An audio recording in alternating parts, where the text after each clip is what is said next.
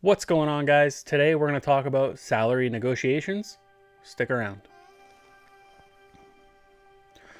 So what I want to talk about today is an entry into salary negotiations. And what I mean by this is how to reply to a recruiter, or how to reply to a job offer where the offer is a little lower than you expected, or a little lower than you'd like to see.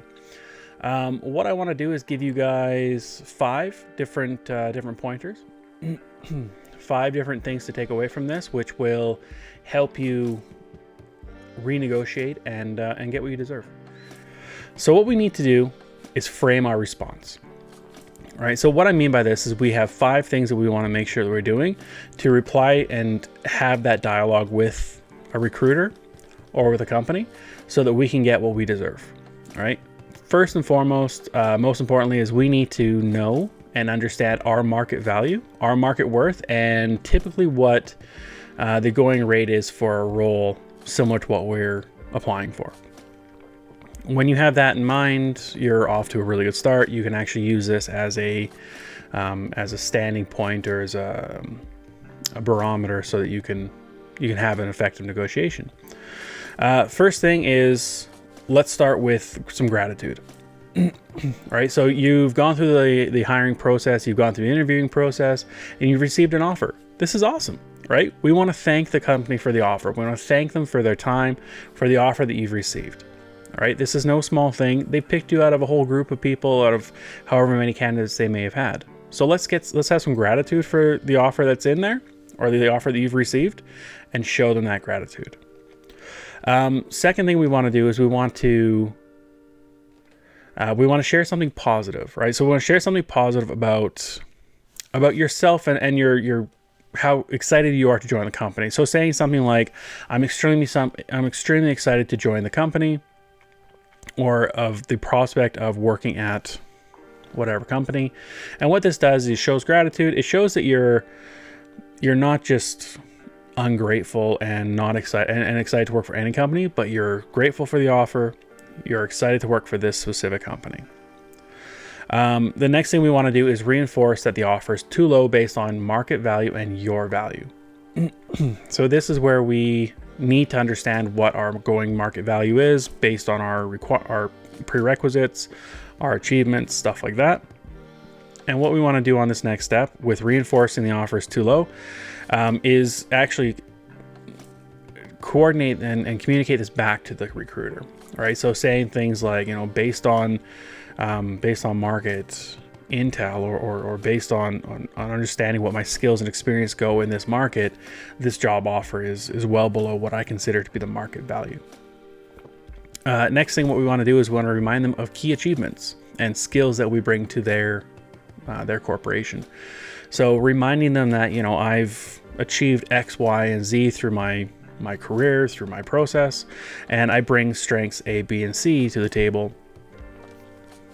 confirms, reaffirms, and adds supporting argument to your renegotiation. And then lastly, what we want to do is we want to share what we believe is a fair offer, right? So sharing a fair offer seems self-explanatory, but it's an absolutely essential step, because if we leave it up to them, you're not going to get exactly what you're looking for, and you may get lucky and get an offer back that is still under what you believe is realistic. So what we want to do is we want to say something like, based on based on the valuation of the market and my track record, I believe the position would be worth between X and Y. All right, so give them a range. And what we want to do here is we want to actually give them a range that's roughly 10% higher than what you expect to earn.